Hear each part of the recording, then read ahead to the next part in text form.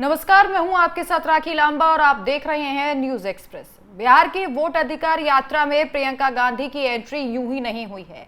अगर इसे आप समझेंगे तो निष्कर्ष ये निकलेगा कि कैसे कांग्रेस ने एक सोची समझी रणनीति के तहत प्रियंका गांधी को बिहार की इस यात्रा में शामिल किया, और वो भी एंड टाइम पर, तीज वाले दिन क्यों किया गया। इसके अलावा आधी आबादी को साधने के साथ साथ प्रियंका गांधी का क्या है जानकी कनेक्शन, ये भी आपको बताएंगे। और ये कनेक्शन अमित शाह पर भारी पड़ेगा कैसे, ये भी आपको गणित समझाएंगे। दरअसल प्रियंका गांधी को उनकी दादी की छवि की तरह देखा जाता है। जब वो हाथ हिलाती हैं, बात करती हैं, भाषण देती हैं, तो ये कहा जाता है कि उनमें इंदिरा गांधी दिखाई देती है।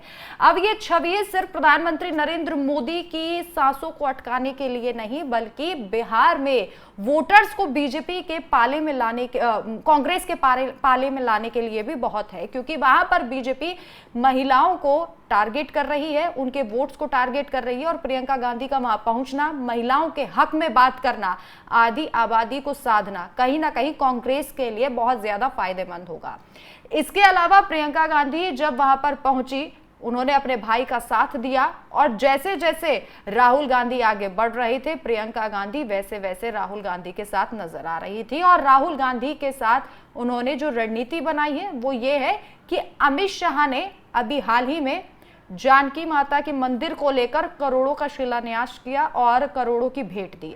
अब वहीं पर प्रियंका गांधी पहुंचकर पूजा पाठ करती हैं और वहीं से निशाना साधती हैं बीजेपी पर। तो शाह की रणनीति को ध्वस्त करने की कोशिश प्रियंका गांधी के द्वारा की गई। इसके अलावा प्रियंका गांधी जब वहां पहुंचती है तो लोगों में एक विश्वास दिखाई देता है कांग्रेस के लिए, और इसीलिए ज्यादातर ये कहा जाता है कि राहुल गांधी से ज्यादा जनता प्रियंका गांधी को सुनना पसंद करती है। और प्रियंका गांधी असल मुद्दों को समझकर कई बार जब सदन में बोलती हैं तो प्रधानमंत्री नरेंद्र मोदी भी भौचक्के रह जाते हैं। यहां तक कि पूरी बीजेपी में जो कद्दावर नेता है, उनके पास भी प्रियंका गांधी के सवालों का जवाब नहीं होता है, क्योंकि प्रियंका गांधी जानती है कि कौन से मंच से कौन सी जगह पर कौन सी बातें उठानी है। इसीलिए जब वोट अधिकार यात्रा में प्रियंका गांधी पहुंची तो उन्होंने नागरिकता को लेकर सवाल उठाया, आधार कार्ड को लेकर सवाल उठाया, जनता के वोट को लेकर सवाल उठाया। उन्होंने कहा कि अगर जनता का वोट ऐसे मारा जाएगा तो फिर लोकतंत्र की खूबसूरती पूरी तरीके से ध्वस्त हो जाएगी। और इसीलिए कार्यकर्ता ये चाहते थे कि प्रियंका गांधी बिहार जरूर आए, और इसीलिए प्रियंका गांधी वहां पर पहुंची। उनकी छवि को देखकर सभी इंदिरा गांधी को याद करने लगे। ये कहने लगे कि प्रियंका गांधी जो है उनमें आयरन लेडी दिखाई देती है। अब आपको ये भी समझना होगा कि प्रियंका गांधी का राजनीति में प्रवेश हुआ तो उनकी बोलने की शैली, जनता से मिलना, उनका हाथ हिलाना, जनता के साथ ताली बजाना, ये सभी चीजें इंदिरा गांधी की याद दिलाती थी। और रणनीतिकार प्रियंका गांधी की उसी छवि को परोसकर आधी आबादी के बीच अपनी पैठ बनाना चाहती है। अब सुपौल की यात्रा में प्रियंका गांधी के प्रति जनता का रिस्पांस काफी अच्छा था, और इस रिस्पांस से समझा जा सकता है कि पुनौरा धाम का अपना धार्मिक महत्व जो है उस पर प्रियंका गांधी का वहां पर पहुंचना कितना कांग्रेस को प्रॉफिट देगा। और चुनाव के ऐन मौके पर मिथिलांचल की यात्रा में शामिल होना, ये अभी बहुत ज्यादा प्रॉफिट कांग्रेस को देगा, क्योंकि एनडीए का गढ़ मिथिलांचल को कहा जाता है। अब उसी गढ़ में सेंधमारी करने के लिए प्रियंका गांधी पहुंची। अब आपको एक बार सुनवा देते हैं कि प्रियंका गांधी जब वहां पहुंची तो रैली के दौरान उन्होंने क्या कुछ कहा, सुनिए। बिहार के मेरे प्यारे नौजवान भाइयों बहनों,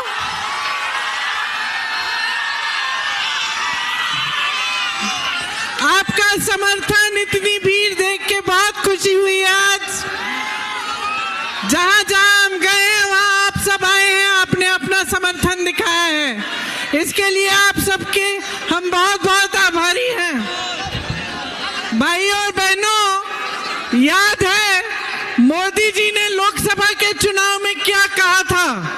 याद है मोदी जी ने लोकसभा के चुनाव में कहा था कि देशवासियों सावधान हो जाओ, ये कांग्रेस वाले तुम्हारी भैंस चुरा देंगे। कहा था कि नहीं?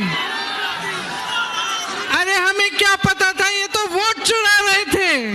भैंस छोड़ो, ये तो आपकी वोट चुरा लिए। तो सुनिए, ये वोट ये क्या है? और इसका महत्व क्या है आपके लिए? ये वोट इस भारत के लोकतंत्र का आधार है, ये मूल है इस तंत्र का। ये वोट आपका वो अधिकार है जो सबसे कीमती अधिकार है। इसको आप चोरी होने देंगे? बोलिए, चोरी होने देंगे? इन्होंने क्या क्या चोरी किया है आपका? आपके रोजगार चोरी किए हैं। जो भी आपकी जो बड़ी बड़ी कंपनियां थी सरकार की, वो आपसे चोरी करके अपने दोस्तों को दे दिए हैं। हर स्तर पर आपके साथ चोरी हो रही है। ये आखिरी चीज है जो सबसे कीमती चीज है, इसे चोरी मत होने दो। ये आपकी पहचान है, आपकी नागरिकता का आधार है। अगर ये चोरी करने देंगे तो आपकी पहचान ही नहीं रहेगी। जितनी स्कीमें हैं, अगर कल को आपदा आ गई, बाढ़ आ गई, आपको बीमा नहीं मिल पाएगा।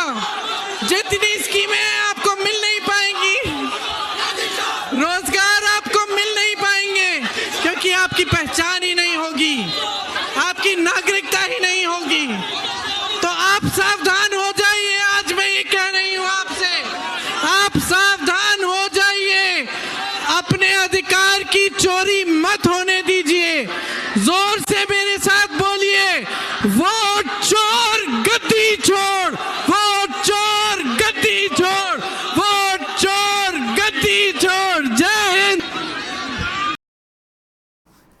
तो प्रियंका गांधी के बिहार में तेवर बता रहे हैं कि इस बार कांग्रेस ने जी जान लगा दी है बिहार जीतने के लिए, विपक्षी गठबंधन ने जीतने के लिए। और पहले ही तेजस्वी यादव का साथ मिल चुका है, पप्पू यादव का साथ भी इस यात्रा को मिल रहा है। ऐसे में तस्वीर और भी ज्यादा रोमांचक तब हो गई जब प्रियंका गांधी की एंट्री इस यात्रा में हुई। और अब ये कहा जा रहा है कि ये यात्रा जो है वो बीजेपी की जान हलक में अटका सकती है, क्योंकि तख्ता पलट होने की तैयारी शुरू हो गई है। और इसकी शुरुआत बिहार से हुई है। ये वही बिहार है जो बड़े बड़े आंदोलन का गवाह रहा है, इतिहास रहा है। यहाँ तक कि लोगों का ये भी कहना है कि बिहार से निकला ये आंदोलन बीजेपी का तख्ता पलट करने के लिए काफी होगा, क्योंकि तेजस्वी यादव भी साथ है और इस बार बात है जनता के हक की, यानी कि वोट की। आपकी क्या राय है, हमें कमेंट करके जरूर बताएं। नमस्कार।